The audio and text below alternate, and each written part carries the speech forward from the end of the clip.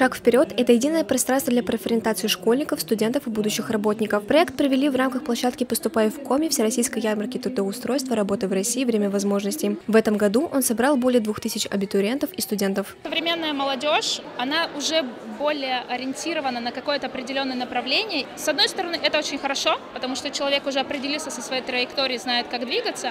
А с другой стороны, например, место, где мы сейчас находимся, да, каждый может подойти куда-то, пообщаться с каждым институтом, направлением, чтобы узнать подробнее и лучше, что же ему на самом деле нравится.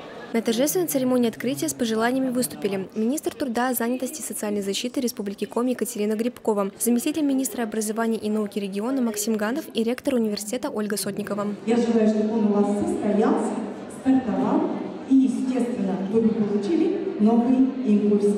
Спасибо, что вы с нами.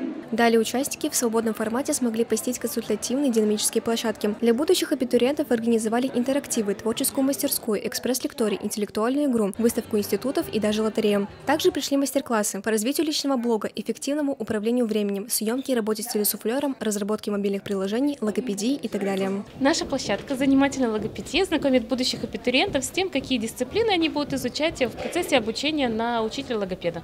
Мы знакомим их с какими-то приспособлениями, которые используют в своей работе учитель-логопед, и показываем мастер-класс, как, например, поставить тот или иной звук. Например, таким зондом, клювиком, свистящие звуки, или, например, звук «ш». Каждый институт на своей площадке провел мини-мастер-класс. Например, студенты-медики показали, как правильно пеленать ребенка и вводить внутривенную инъекцию. По словам организаторов, так выпускники смогут наглядно рассмотреть понравившееся направление, убедиться в выборе профессии или наметить траекторию движения в будущем. Мне очень понравилась площадка медицинского направления.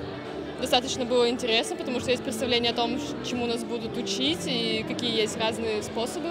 Помимо площадок для будущих абитуриентов, Центр профориентации СГУ организовал ярмарку вакансий. Специалисты из более чем 50 организаций рассказали студентам об актуальных вакансиях для стажировки или трудоустройства. Всего в этот день представили свыше 500 вакансий. Ярмарку посетили не только обучающиеся СГУ, но и других образовательных учреждений. В первую очередь мне просто было интересно оказаться здесь и посмотреть, что здесь вообще происходит.